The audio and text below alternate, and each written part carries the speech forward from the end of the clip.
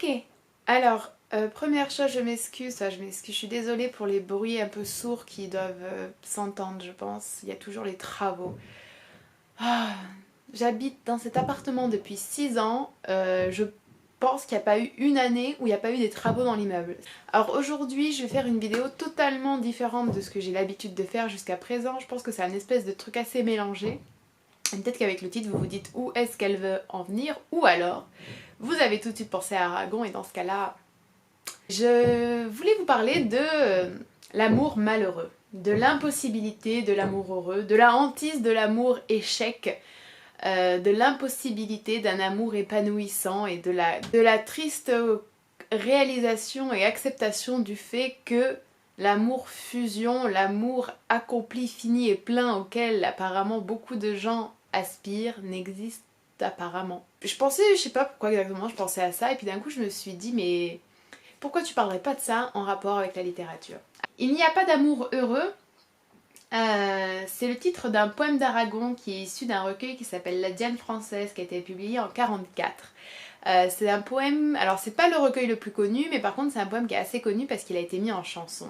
C'est d'ailleurs magnifique. Et alors pour vous donner une idée, je vais vous en lire quelques moments, quelques extraits. Alors je ne suis pas la meilleure lectrice de poésie qui soit, je m'en excuse.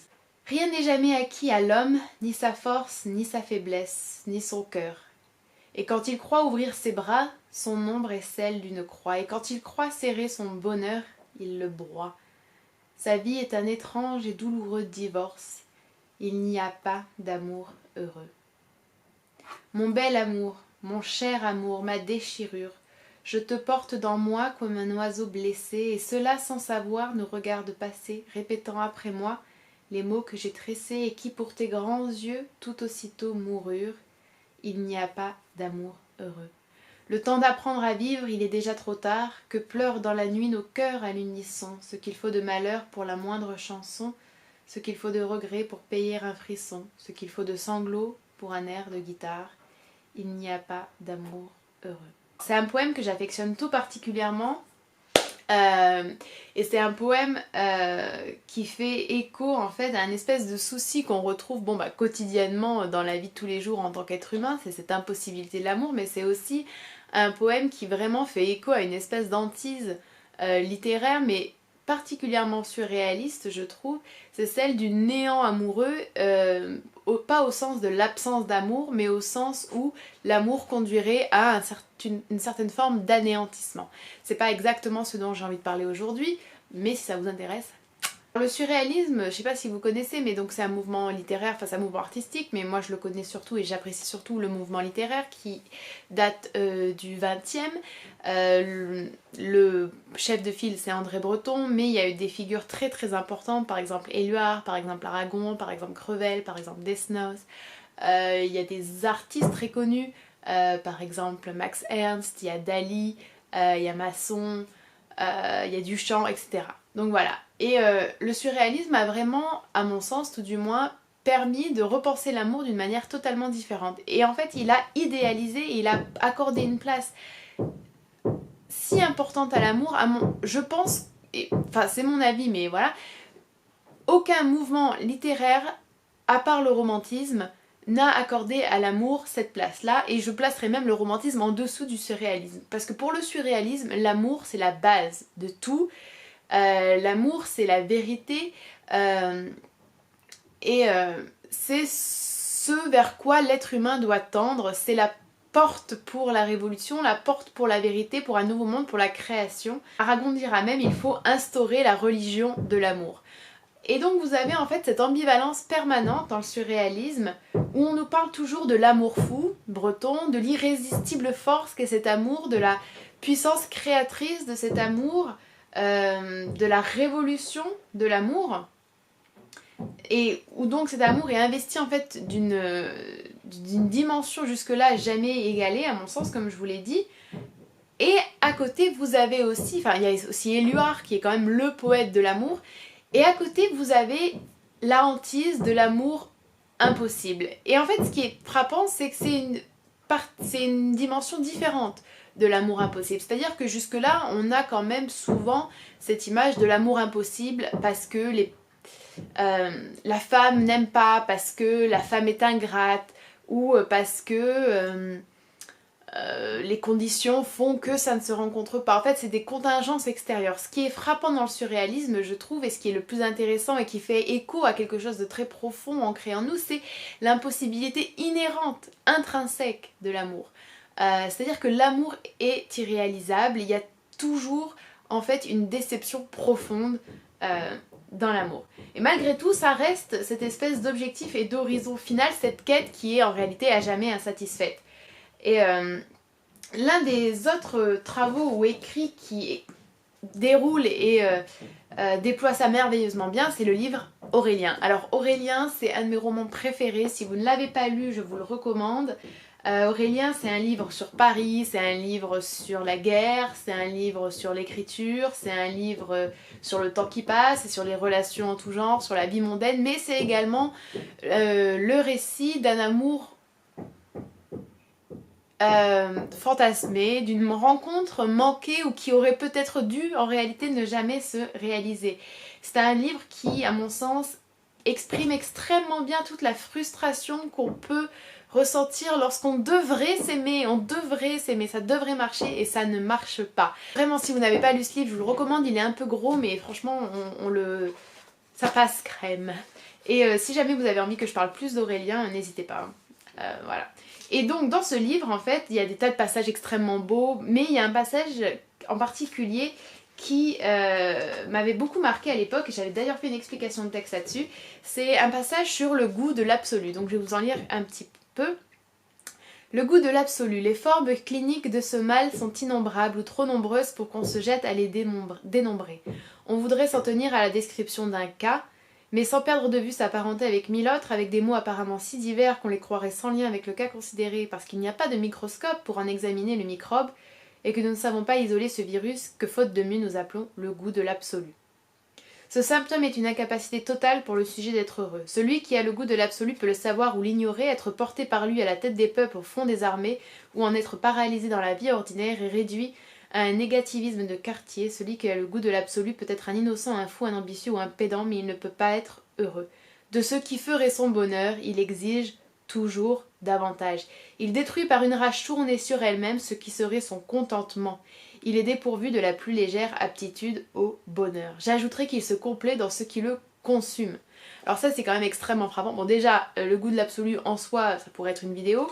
Quand on lit le goût de l'absolu à l'amour impossible et à l'amour impossible qui se déroule et qui clairement est en train de se produire dans Aurélien, ça exprime réellement toute la problématique de l'amour qui est que l'amour en tant que Saint Graal, presque en tant qu'objet sacré, en tant que chose idéale, est perpétuellement en fait décevant car toujours, enfin jamais en tout cas à la hauteur de nos espérances, mais que surtout cette quête permanente de l'amour est à la fois une déchirure, à la fois une souffrance incroyable, mais également un soulagement dans la conviction et l'espoir qu'il y a quelque chose de mieux. Donc c'est ça qui est extrêmement intéressant je trouve.